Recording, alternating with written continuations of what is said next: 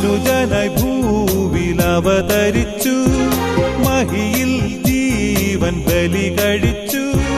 തിരുനിണവും ദിവ്യഭോജ്യവുമായി ഈ ഉലകത്തിൻ ജീവനായി വഴിയും സത്യവുമായവനെ നിൻ തിരുനാമം വാഴ്ത്തുന്നു. ഇസ്രായേലിൻ നാഥനായി വാഴുമേക ദൈവം, സത്യജീവമാർഗമാണു ദൈവം. മർത്യനായി ഭൂമിയിൽ പിറന്നു സ്നേഹദൈവം, നിത്യജീവനേകിടുന്നു ദൈവം.